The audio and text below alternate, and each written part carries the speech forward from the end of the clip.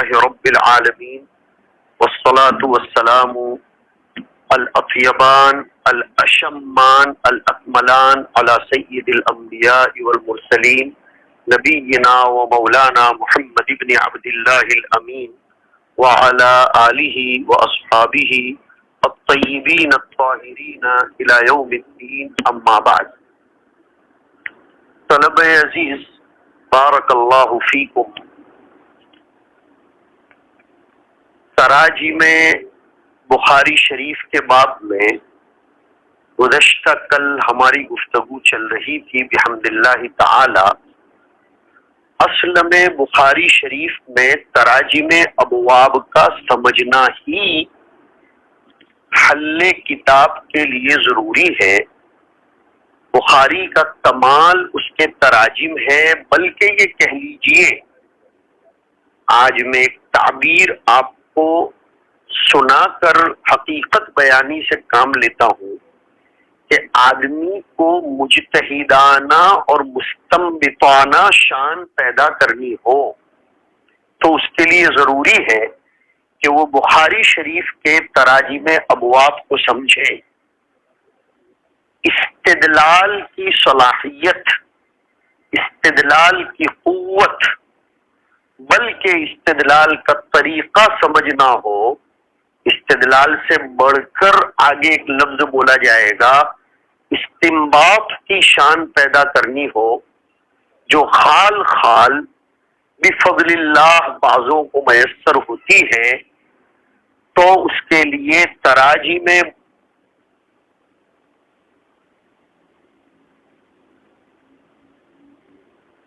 بخاری کا سمجھنا، حل کرنا بہت مفید بلکہ ضروری ہے. استنباط کی شان اللہ تعالیٰ اپنے بعض بندوں ہی کو نصیب فرماتے ہیں. اصول الشاشی کے خطبے میں آپ نے پڑھا ہے کہ وہ حص المستنبطین منہم بمزید فضلہ و کرمہ. اسی لیے لوگوں نے اصحیت کے اعتبار سے اگرچہ بخاری کو اولیت کا درجہ دیا ہو، لیکن درس و تدریس کے اعتبار سے بہت اچھی ترتیب ہمارے اساتذہ اور بزرگوں سے ہم نے سنی کہ سب سے پہلے کوئی بھی شخص دعویٰ پیش کرتا ہے، دعوے کے بعد دلیل کی ضرورت پڑتی ہے، دلیل کے بعد تعدد دلائل و شواہد سے دلیل اور مؤید اور قوی ہوتی ہے. پھر اس دلیل سے دعوے کو کیسے نکالا جائے، اس پر تطبیق کیسے دی جائے، اس کی ضرورت پڑتی ہے. پھر اس دلیل میں پائی جانے والی کوئی علت خفیہ ہو، قادحہ ہو صحت دلیل میں، تو اس کو پیش کیا جاتا ہے. اور پھر اس پر مزید کچھ باتیں پیش کرنے کے بعد محاکمہ کیا جاتا ہے. اس اعتبار سے حضرات محدثین میں سے بہت سے علماء کرام نے ترمذی کو اولیت کا درجہ دیا ہے. ترمذی دعویٰ پیش کرتے ہیں. ایک ساتھی کا پیغام آیا ہے کہ آواز بند ہو گئی، کیا دوسرے ساتھیوں تک آواز پہنچ رہی ہے؟ مجھے ذرا بتا دیں.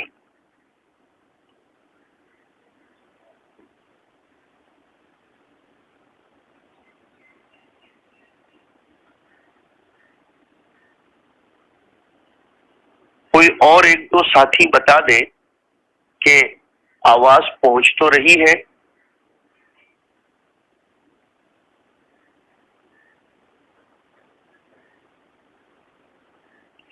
جی، جس ساتھی کو شکایت تھی ان کی طرف سے دفتیہ ہو گیا کہ انہیں بھی اب آواز پہنچ رہی ہے. غالباً ان کے یہاں اتصال میں کوئی گڑبڑ ہوئی ہوگی. بہرحال بہت مفید بحث آپ کو سنا رہا ہوں، سنیے. کہ دعویٰ پیش کرتے ہیں امام ترمذی علیہ الرحمہ اس لیے کہ امام ترمذی اقوال فقہا پیش فرماتے ہیں بمنزل دعویٰ کے. اب اس دعوے کو مدلل کرنا پڑتا ہے، وہ خدمت امام ابو داؤد رحمہ اللہ تعالی انجام دیتے ہیں. اس لیے جس فقیہ کو بھی، بلکہ آج آپ یہ سنیے کہ چاہے اس کا فقہ مدون ہوا ہو یا نہ ہوا ہو، اسے اگر دلیل کی ضرورت پڑ جاتی ہے، امام ابو داؤد رحمہ اللہ اس کے لیے دلیل فراہم کر دیتے ہیں. تو دعویٰ کیا ترمذی نے، دلیل پیش کریں گے امام ابو داؤد. ان دلائل میں تعدد طرق حدیث کے تنوع کے ذریعے خدمت انجام دیں گے. اس لیے امام مسلم علیہ الرحمہ کثرت دلائل کی. اب ضرورت پڑے گی کہ دعوے اور دلیل میں انطباق کیسے کیا جائے. اس کے لیے شان مجتہدانہ اور شان استنباط ضروری ہے. وہ خدمت امام بخاری علیہ الرحمہ کی طرف سے انجام دی جاتی ہے، اور یہ کام ایک محقق اور مدقق ہی کر سکتا ہے. پھر اس کے بعد اگر اس دلیل میں کوئی علت خفیہ فاضحہ ہوتی ہے، وہ خدمت امام نسائی انجام دیتے ہیں. امام نسائی کی خوبی یہ ہے کہ وہ علل خفیہ پر مطلع فرماتے ہیں، اور کچھ مزید باتیں امام ابن ماجہ ذکر کر دیتے ہیں، اور محاکمہ اس کام کو انجام امام طحاوی علیہ الرحمہ دیتے ہیں. اس اعتبار سے کچھ لوگوں نے بحیثیت درس و تدریس کے ترمذی کے بعد میں کہا کہ اس کو پہلے پڑھایا جانا چاہیے، پھر ابو داؤد کو، اس کے بعد مسلم کو، پھر بخاری کو، پھر نسائی کو، پھر ابن ماجہ کو، اور پھر طحاوی کو. اللہ تعالی ہمارے علماء دیوبند کی قبروں کو نور سے بھرے کہ انہوں نے بیک وقت ہمیں یہ ساری کتابیں شامل نصاب فرما کر صلاحیتوں کو اجاگر کرنے کا اور پرکھنے کا موقع نصیب فرمایا. اگر یہ تقریر آپ نے سن لی اور سمجھ لی تو وہ اعتراض بھی دفع ہو جائے گا جو عام طور پر تبادر ذہن رکھنے والے طلباء کو ہوا کرتا ہے، یا ان کے ذہنوں میں یہ بات ڈالی جاتی ہے کہ ایک ہی سال میں 6 7 حدیث کی کتابیں پڑھانے کا فائدہ کیا ہے. بچوں، اصل میں ان سب کتابوں کے مقاصد تالیف الگ الگ ہیں، اور مقصد میں چونکہ تکرار نہیں ہے، اس لیے تکرار محض کا شائبہ نہ ہو. مقاصد الگ الگ ہیں، مقاصد میں تنوع ہے. یہ بات ضمناً آ گئی تھی لیکن بڑی مفید ہے کہ دعویٰ پیش کرنے کا کام امام ترمذی کا، دلیل پیش کرنے کا کام امام ابو داؤد کا، تعدد اور اکثار دلائل کا کام امام مسلم کا، اور دعویٰ و دلیل میں انطباق کا کام امام بخاری کا، کوئی علت پکڑنے کا کام امام نسائی کا، اور کچھ حواشی اور اضافہ جات کا کام امام ابن ماجہ کا، اور محاکمہ قائم کرنے کی خدمت امام طحاوی رحمہم اللہ تعالی جمیعا انجام دیتے ہیں. اصل بات ہماری چل رہی تھی بخاری شریف کے ترجمۃ الباب کے منعقد کرنے میں. امام بخاری علیہ الرحمہ کا ترجمۃ الباب منعقد کرنے کا انداز اور ان کی شان نرالی ہے، جس پر میں نے گزشتہ کل کچھ باتیں آپ کے سامنے ذکر کی تھی. آج مزید اس سلسلے کو آگے بڑھاتا ہوں. کبھی کبھی امام بخاری رحمہ اللہ خود حدیث پاک کو ترجمۃ الباب بناتے ہیں اور پھر اس کے حدیث نبوی ہونے کی بالسند تصریح کرتے ہیں. جیسے کتاب الایمان میں پہلا ہی ترجمۃ الباب آئے گا، اللہ تعالی ہمیں بصحت و عافیت وہاں تک پہنچائے. پہلا ترجمۃ الباب ہے باب قول النبی صلی اللہ علیہ وسلم بنی الاسلام علی خمس. دیکھو حدیث پاک کو ہی ترجمۃ الباب بنایا. کتاب الایمان میں اور ایک ترجمۃ الباب ہے کہ باب قول النبی صلی اللہ علیہ وسلم الدین النصیحہ. کتاب العلم میں بھی حدیث پاک کو ترجمۃ الباب بنایا کہ باب قول النبی علیہ الصلاۃ والسلام رب مبلغ او عام سامع۔ ما حصل یہ نکلا کہ کبھی حدیث شریف کو ہی ترجمۃ الباب بناتے ہیں اور پھر اس کو مسندن حدیث لا کر ثابت کرتے ہیں، کبھی بخاری حدیث نبوی کو ترجمۃ الباب کے طور پر لاتے تو ہیں لیکن اس کے حدیث نبوی ہونے کا تذکرہ نہیں کرتے۔ جیسے باب من یرید اللہ بہ خیرا یفقہہ فی الدین، ترجمۃ الباب لائے لیکن اس کے حدیث ہونے کی طرف اشارہ نہیں فرمایا۔ ہو سکتا ہے اس حدیث کی صحت میں انہیں کلام رہا ہو۔ کبھی حدیث کو ترجمۃ الباب بناتے ہیں لیکن تھوڑی سی تبدیلی فرما دیتے ہیں، اور یہ تبدیلی کرنے کا مقصد حدیث میں کوئی تحریف کرنا نہیں ہوتا، بلکہ ترجمۃ الباب میں چونکہ اس کو من حیث الحدیث پیش نہیں کیا جاتا تو بطور تشریح کے، بطور توضیح کے تھوڑا سا تصرف کر دیتے ہیں۔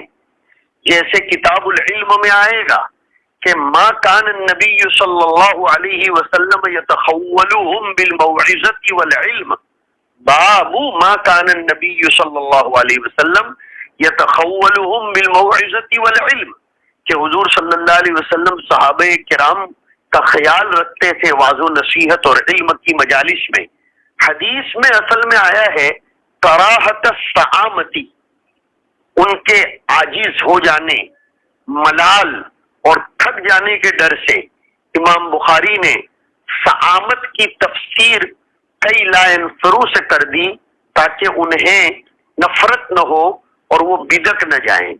کبھی امام بخاری رحمۃ اللہ علیہ ایسی حدیث شریف کو ترجمۃ الباب کے طور پر منعقد کرتے ہیں جو ان کی شرط کے مطابق نہیں ہوتی، تو ترجمۃ الباب میں تو حدیث لاتے ہیں لیکن اس کے ضمن میں وہ حدیث کو من حیث الحدیث ثابت نہیں کرتے، اس لیے کہ وہ ان کی شرط پر پوری نہیں اترتی، تو پھر دیگر روایات سے اس کو مدلل اور محتج کرتے ہیں۔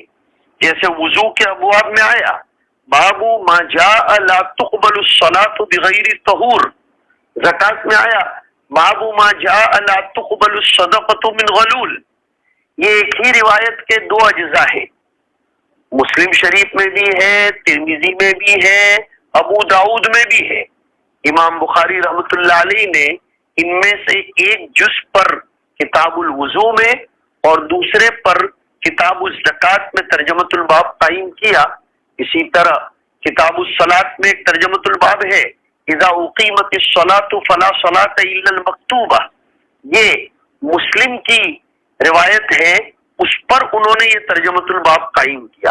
اس طرح اور بھی کئی جگہوں پر بخاری شریف پڑھتے پڑھتے آپ کو نظر آئے گا کہ حدیث کو ترجمۃ الباب کے طور پر لاتے ہیں لیکن من حیث الحدیث اس کو ذکر نہیں کرتے، اس لیے کہ وہ ان کی شرط کے مطابق نہیں ہوتی۔ اب جب شرط کی بحث چھڑ گئی تو میں مناسب سمجھتا ہوں آگے بڑھنے سے پہلے کہ امام بخاری رحمۃ اللہ علیہ نے اپنی کتاب میں حدیثوں کو جمع کرنے کے لیے کن شرائط کی رعایت کی ہے اور کن شرائط کا التزام کیا ہے۔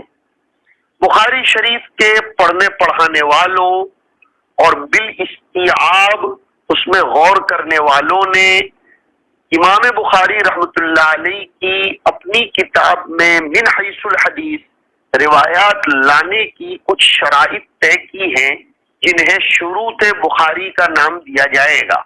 سنیے، پہلی شرط یہ ہے امام بخاری کے یہاں سند متصل ہونی چاہیے، اور حدیث کا راوی جو بھی راوی ہو شروع سے اخیر تک مسلمان ہو، صفت صدق ہو، تدلیس نہ کرتا ہو اور اس کو اختلاف نہ ہوتا ہو، عادل ہو، قوت حافظہ اس کی مضبوط ہو، اس کا ذہن سلامتی والا ہو، وہم اس کو نہ ہوتا ہو، اور عقیدہ بھی اس کا صاف ستھرا ہو.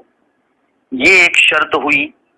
دوسری شرط جو ان کے یہاں بڑی کڑی ہے، بہت سخت شرط ہے، جس کی وجہ سے ان کی کتاب مسلم پر فوقیت لے جاتی ہے من جملہ دیگر وجوہ کے، وہ یہ کہ بخاری کے یہاں راوی کی مروی عنہ سے کم از کم ایک دفعہ ملاقات ہونا ضروری ہے. لقاء شرط ہے، وہ معاصرت کو کافی قرار نہیں دیتے، بالکل نہیں. یعنی اگر راوی اور مروی عنہ کا زمانہ ایک ہے تو وہ امکان لقاء کو کافی نہیں قرار دیتے کہ بھئی چلو ایک زمانے کے لوگ ہیں تو کبھی نہ کبھی تو ایک دوسرے سے ملے ہوں گے. بخاری فرماتے ہیں نہیں، ثبوت لقاء ضروری ہے، ان دونوں میں آپس میں ملاقات ثابت ہے. اندازہ لگائیے کہ پھر امام بخاری کی سند کتنی بلند ہو جاتی ہوگی. اتصال میں ذرہ برابر خطرہ نہیں، اور تدلیس کا تو شائبہ ہو ہی نہیں سکتا. امام مسلم کے یہاں امکان لقاء اور معاصرت کافی ہے.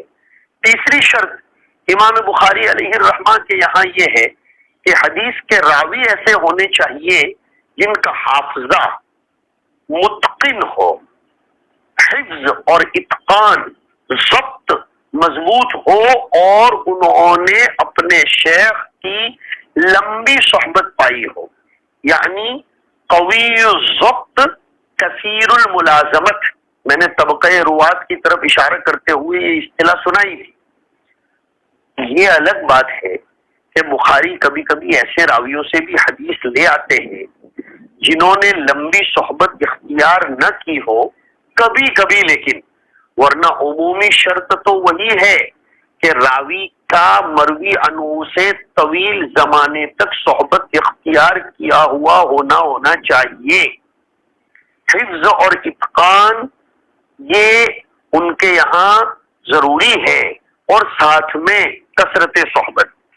ایک شرط یہ بھی ہے امام بخاری کے یہاں کہ وہ کسی مدلس راوی کی روایت اس وقت تک ذکر نہیں کرتے جب تک کہ وہ مدلس تحدیث کی صراحت نہ کرے، چاہے اس حدیث میں جس کو وہ لا رہے ہیں یا کسی اور طریقہ حدیث میں کسی اور طریقہ.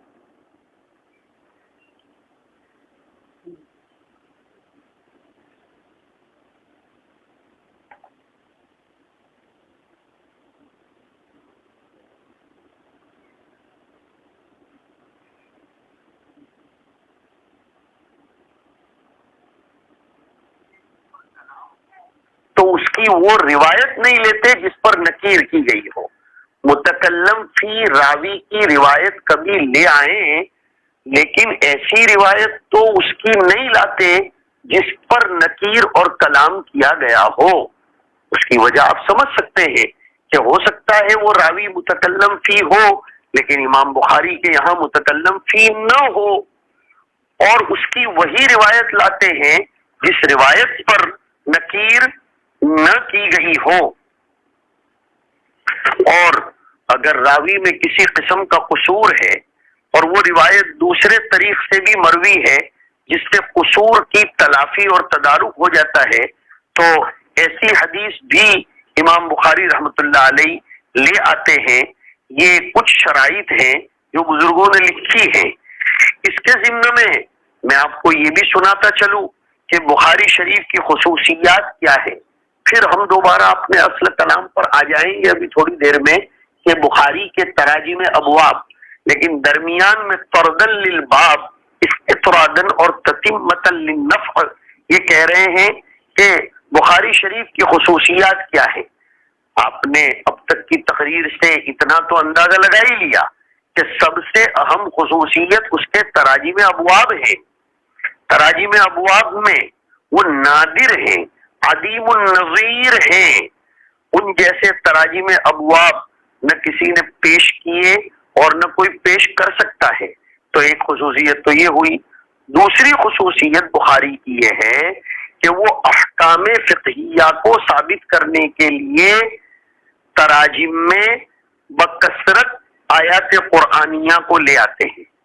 ایک خصوصیت یہ بھی ہے کہ صحابہ اور تابعین کے آثار میں سے مختلف فی مسائل کی وضاحت کر دیتے ہیں، اور جب مختلف آثار اور نقول کو لاتے ہیں تو جو اثر خبر حدیث ان کے درمیان کا فرق آپ پڑھ چکے، تو جو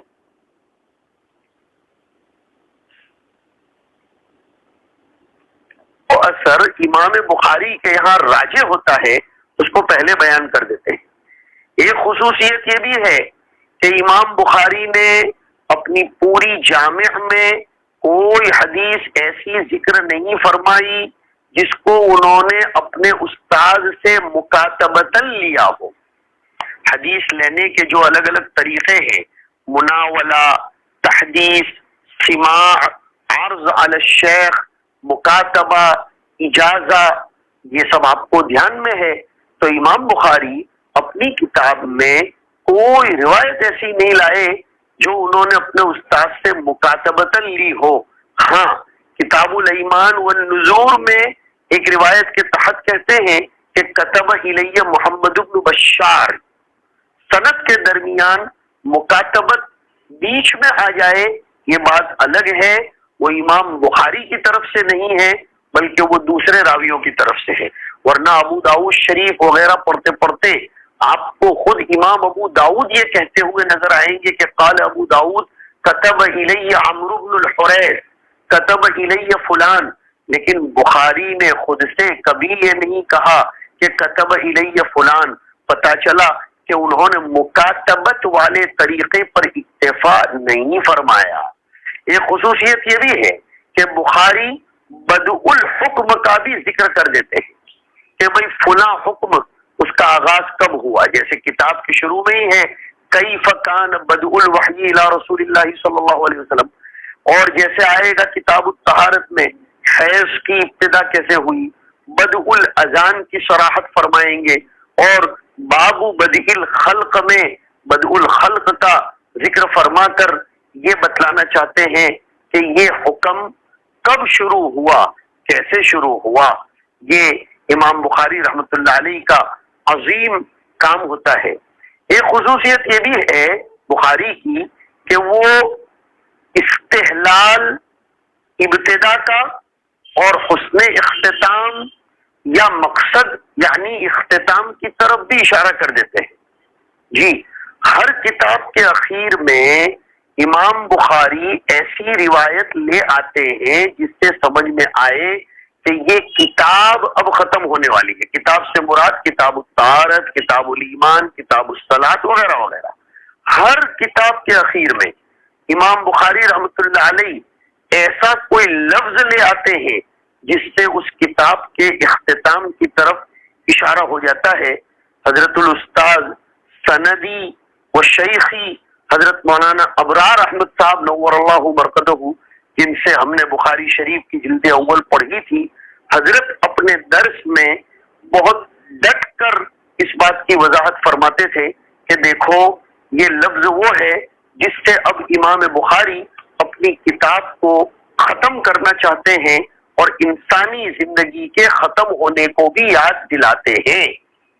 حضرت شیخ رحمۃ اللہ علیہ اس سلسلے میں منفرد ہیں، اور حضرت شیخ الحدیث مولانا زکریا صاحب رحمۃ اللہ علیہ نے اس پر خوب لکھا ہے۔ ایک خوبی بخاری شریف کی اپنی یہ بھی ہے کہ امام بخاری اگر قدر انقطاع کے بعد اپنی کتاب کی روایات پھر دوبارہ لکھنا شروع کرتے ہیں تو درمیان میں وہ آپ کو بسم اللہ الرحمن الرحیم پڑھتے ہوئے لکھتے ہوئے نظر آئیں گے۔ ہاں، بیچ میں کہیں بسم اللہ الرحمن الرحیم نظر آئے گا۔ اس کا مطلب یہ ہے کہ اس سے پہلے والی روایت کے اختتام کے بعد ان کو کچھ فترت ہوئی ہے، انقطاع ہوا ہے، اب وہ نئے سرے سے آغاز کر رہے ہیں تو بسم اللہ الرحمن الرحیم سے شروع کر دیتے ہیں۔ بعض اوقات کوئی خاص کتاب شروع کرتے وقت اس کے مستقل ہونے کی طرف اشارہ کرنے کے لیے بھی بسم اللہ لے آتے ہیں۔ تو بسم اللہ لانے کے یہ دونوں مقصد ہوتے ہیں۔ ایک خصوصیت بخاری کی یہ ہے کہ اس میں 22 ثلاثیات لائی گئی ہیں، یہ بہت بڑی بات ہے، اور ثلاثیات سے متعلق کلام اس سے پہلے میں کر چکا ہوں۔ اب ہم دوبارہ اپنے مطلب پر آتے ہیں، اگرچہ درمیان میں یہ دونوں باتیں بھی مطلب ہی کی تھیں، جس میں شرائط بخاری اور خصائص بخاری ان دونوں کی طرف میں نے آپ کو اشارہ کر دیا۔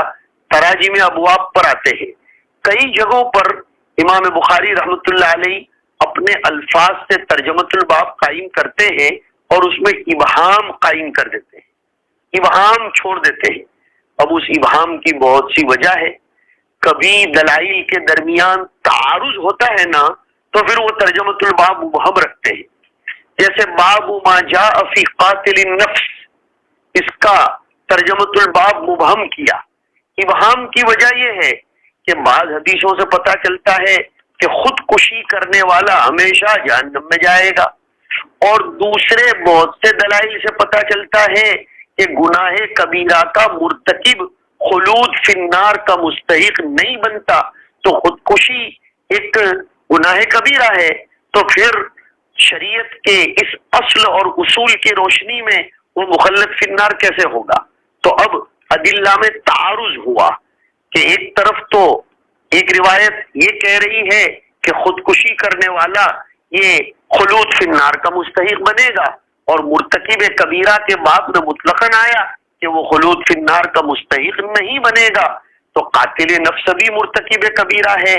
یہ ادلہ کے درمیان تعارض ہو گیا، تو امام بخاری کوئی فیصلہ نہیں کرتے اور ترجمۃ الباب کو مبہم رکھتے ہیں۔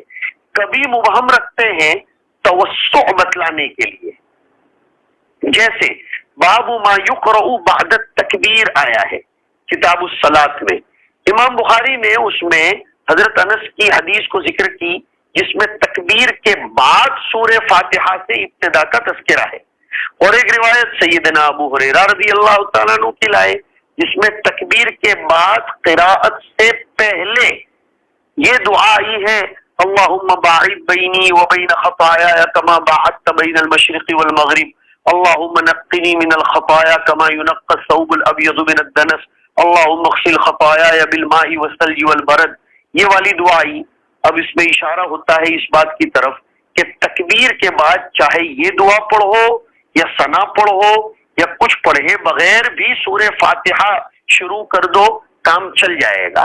یہ کام چل جائے گا یہ تشریح ہے میرے لفظ توسع کی طرف اشارہ کرنے کی، تو امام بخاری توسع کی طرف اشارہ کرنے کے لیے بھی مبہم بات کرتے ہیں۔ جیسے یہ مبہم بات ہے باب ما یقرأ بعد التکبیر، اب ما میں عموم ہے، چاہے آپ ثنا لے آؤ، چاہے اللہم باعد بینی وبین خطایا والی دعا کو لے آؤ، چاہے آپ سورہ فاتحہ سمجھ لو، وہ بھی ما میں آ جاتا ہے۔ تو اس ابہام سے امام بخاری علیہ الرحمہ توسع کی طرف اشارہ کرتے ہیں۔ اسی طرح کتاب الایمان والنذور میں امام بخاری نے باب اذا حنس ناسیا فی الایمان کا ترجمۃ الباب قائم کیا، لیکن اذا حنس ناسیا فی الایمان شرط تو لائے، جزا نہیں لائے۔ اس کی وجہ یہ ہے کہ اس ترجمۃ الباب کے ضمن میں دو قسم کی روایتیں لائے ہیں۔ وہ بعض روایتوں سے پتہ چلتا ہے کہ اگر نسیاناً حانس ہوا ہے تو کفارہ واجب ہوگا، اور بعد سے پتہ چلتا ہے کہ ناسیاً حانس ہوا ہے تو کفارہ واجب نہیں ہوگا۔ تو چونکہ یہ دونوں قسم کی روایتیں ہیں، اس لیے امام بخاری علیہ الرحمہ نے جزا کو حذف کر دیا اور ترجمۃ الباب کو مبہم رکھ دیا، خود کوئی فیصلہ نہیں فرمایا، بلکہ فیصلہ کتاب پڑھنے والے اور پڑھ کر اس میں سے حکم مستنبط کرنے والے اور تحدد دلائل کا تتبع و تفحص کرنے والے کے حوالے کر دیا کہ وہ اپنی تحقیق سے کوئی فیصلہ کر لے۔ کبھی امام بخاری دلیل کے محتمل ہونے کی وجہ سے بھی ترجمۃ الباب مبہم رکھتے ہیں، جیسے حافظ ابن حجر فرماتے ہیں کہ ایک ترجمۃ الباب آیا کہ باب اذا اسلمت المشرکۃ او النصرانیۃ تحت الذمی او الحربی، اس کے تحت انہوں نے ایسا ہی کیا ہے کہ اس میں احتمال ہے. کبھی امام بخاری ترجمۃ الباب کو واضح اور بہت صاف ستھرے انداز میں قائم فرما دیتے ہیں، جیسے وجوب صلاۃ الجماعہ، التیمم ضربۃ، التیمم للوجہ والکفین. ایسا تب کرتے ہیں جب امام کے یہاں اپنے نظریے کی تائید کرنے والی روایات ایک دم صحیح، قوی اور صریح ہو. دیکھو سنو، صحیح ہونا الگ ہے، صریح ہونا الگ ہے.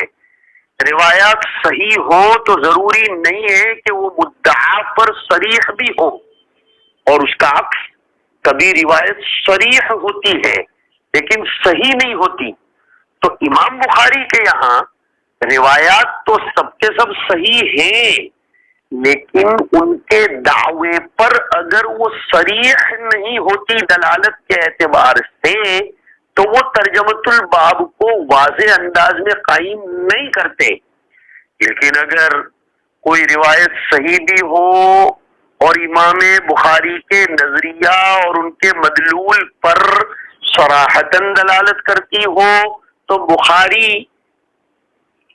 واضح انداز میں ترجمۃ الباب قائم کر دیتے ہیں اور پھر کسی کے اختلاف کی پرواہ نہیں کرتے، نہ دوسری روایتوں کی پرواہ کرتے ہیں. بس ان کو تو اپنے نظریے کی تائید صراحتاً کسی روایت سے مل جائے تو پھر تو وہ کھل کر ترجمۃ الباب میں تصریح فرما دیتے ہیں، کوئی ابہام نہیں چھوڑتے. اسی طرح تراجم میں ایک بات یہ بھی نظر آتی ہے کہ امام بخاری کبھی حل استفہامیہ لاتے ہیں اور دلیل کے محتمل ہونے کی وجہ سے ایسا کرتے ہیں.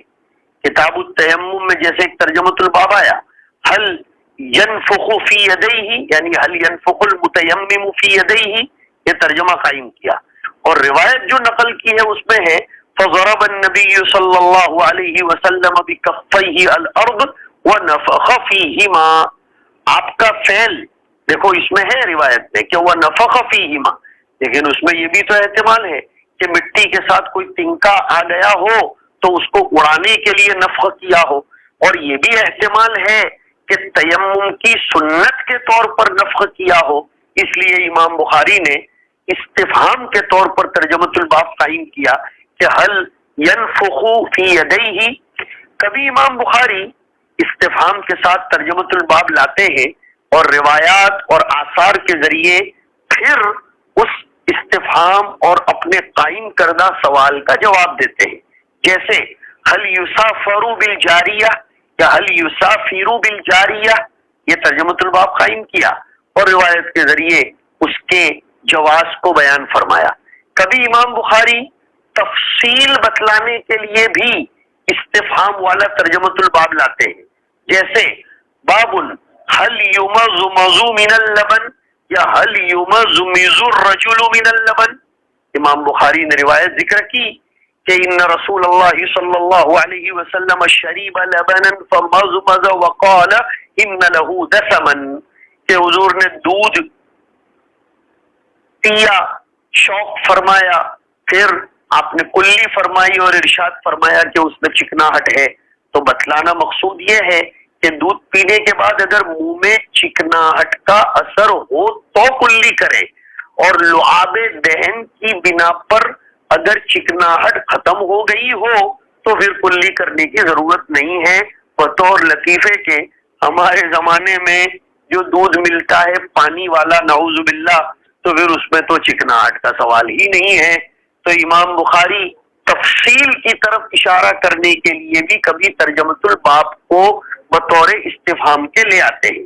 اسی طرح بطور استفہام کے اور ایک ترجمۃ الباب کی مثال سنیے، هل تصلی المرأة فی ثوب حاضت فیہ، کہ عورت جن کپڑوں میں حیض آیا ہو نماز پڑھ سکتی ہے. روایت نقل کرتے ہیں اس کے ضمن میں کہ حضرت عائشہ فرماتی ہیں ما کان لإحدانا الا ثوب واحد تحیض فیہ فإذا أصابه شيء من دم قالت بريقها.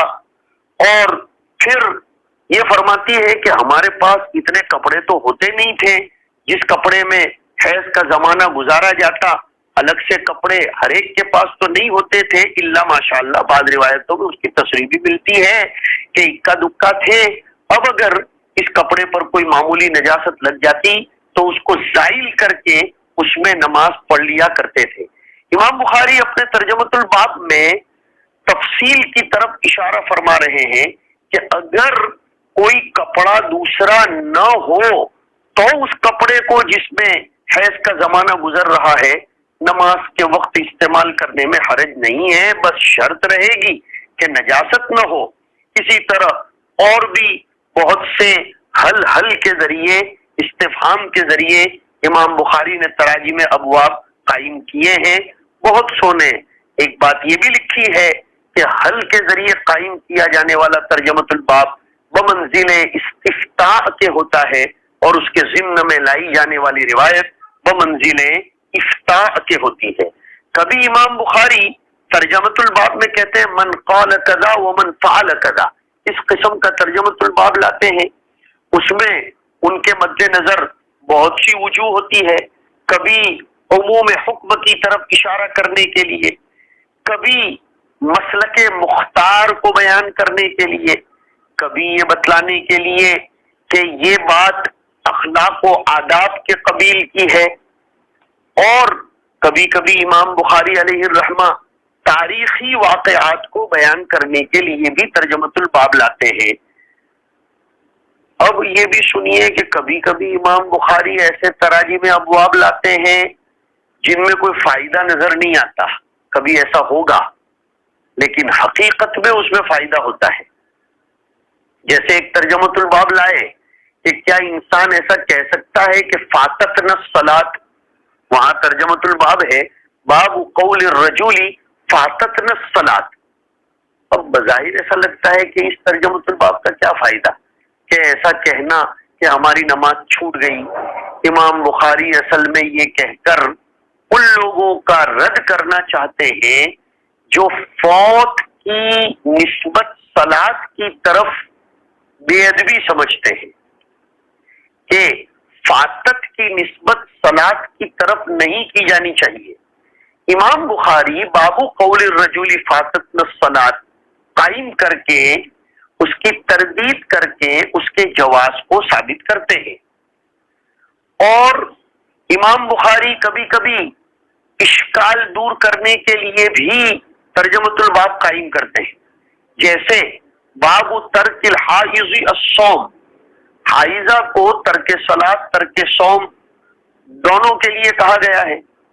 ترک صلاۃ تو سمجھ میں آتا ہے، اس لیے کہ نماز پڑھنے کے لیے پاکی شرط اور حائضہ ناپاک، لیکن وہ روزہ بھی نہیں رکھے، اس پر اشکال ہو سکتا ہے کہ روزہ رکھنے میں حیض کیسے معنی بنے گا، روزے کے لیے تو پاکی شرط نہیں ہے۔ امام بخاری نے یہ ترجمۃ الباب قائم کیا کہ ترک الحائض الصوم، اعتراض کو رفع کیا اور اس طرف اشارہ فرماتے ہیں کہ یہ حکم تعبدی ہے، اس میں عقل کو دخل نہیں دیا جا سکتا۔ جیسے حضرت عائشہ نے فرمایا تھا کہ حروریت انتی، جو فرقہ حروریہ ہے خوارج کی ایک شاخ جو عقل کو معیار بناتے ہیں، امام بخاری یہ ترجمۃ الباب کے ذریعے ایسے لوگوں پر رد کرنا بھی چاہتے ہیں۔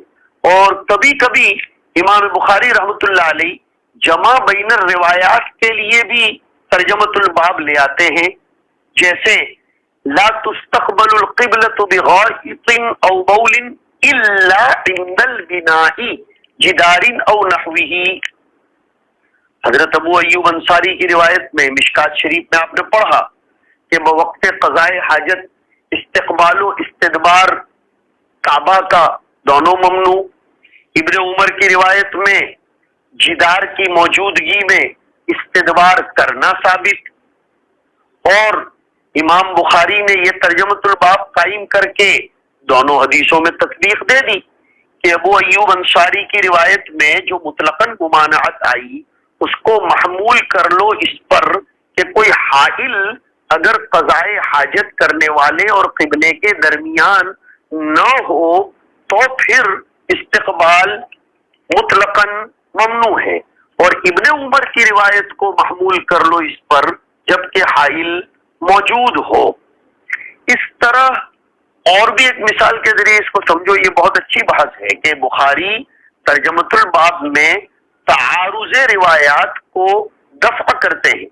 جیسے یہ بحث آپ نے پڑھی ہوگی کہ یعذب المیت ببعض بکاء اہلہ علیہ، لیکن بخاری نے وہاں ایک شرط قائم کر کے تعارض کو دفع کیا، اذا کان النوح من سنتہ۔ اصل میں یہ بحث ہے کہ مرنے والے کو اس کے گھر والوں کے رونے کی وجہ سے عذاب دیا جائے گا، ایک روایت میں تو ہے کہ دیا جائے گا، اور ایک روایت میں اما عائشہ نے انکار کیا ہے اور دلیل پیش کی قرآن کریم کی کہ ولا تزر وازرۃ وزر اخرى۔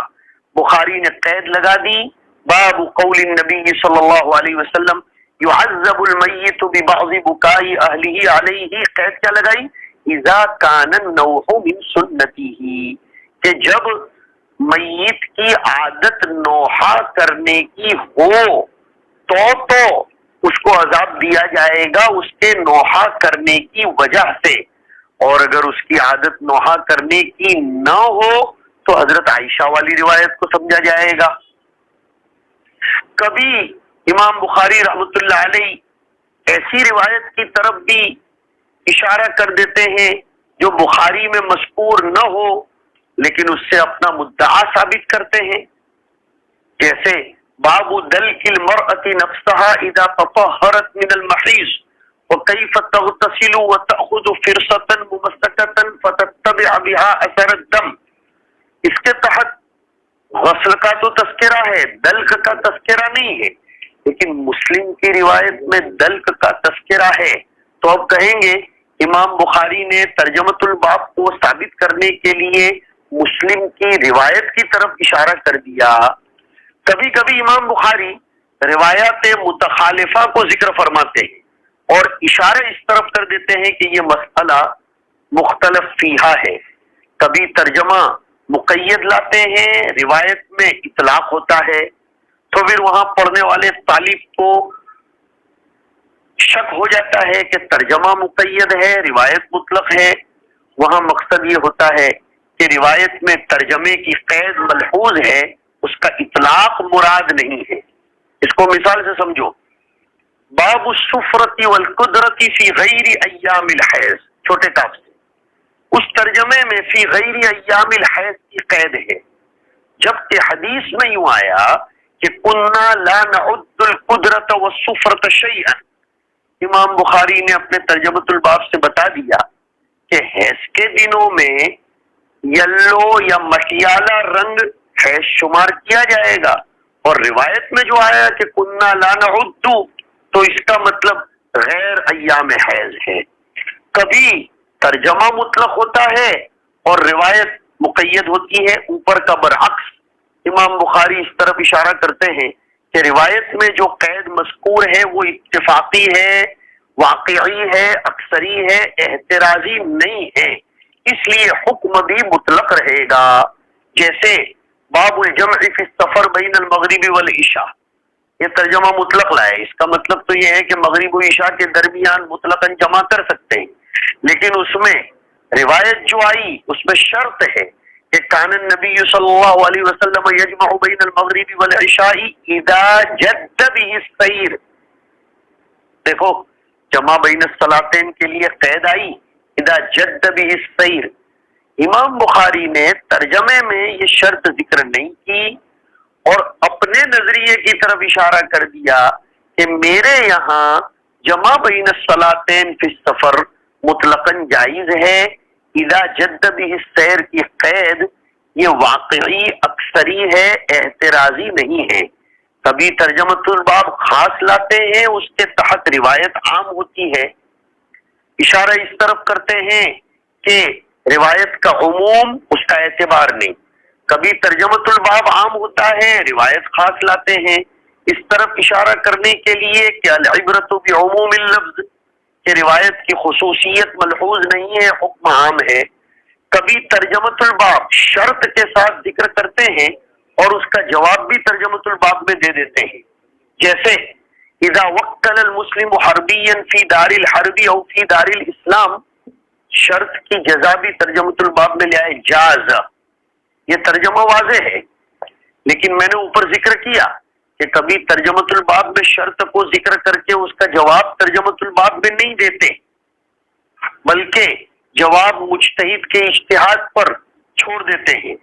کبھی ترجمۃ الباب شرطیہ لاتے ہیں اور جواب صحابی یا تابعی کے اثر سے بیان فرما دیتے ہیں۔ یہ سب امام بخاری علیہ الرحمہ کے تراجم ابواب کے سلسلے میں گفتگو ہے۔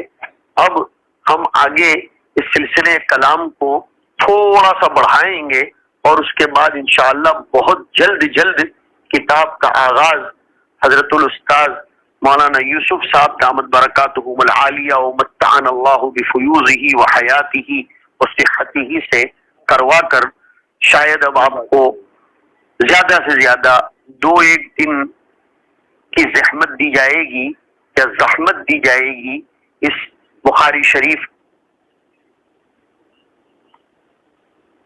کے تراجم ابواب یا کتاب سے متعلق گفتگو کرنے میں، اور پھر ہم احادیث طیبہ کا آغاز کریں گے۔ حق تعالی شانہ زندگی میں عافیت و سلامتی کے ساتھ ہماری آپ کی سب کی برکتیں نصیب فرمائے اور زندگی کی قدردانی نصیب فرمائے، اغتنام اور امتحاز اس کی توفیق میسر ہو۔ وصلی اللہ وسلم علی نبینا و مولانا محمد وعلی آلہ واصحابہ اجمعین۔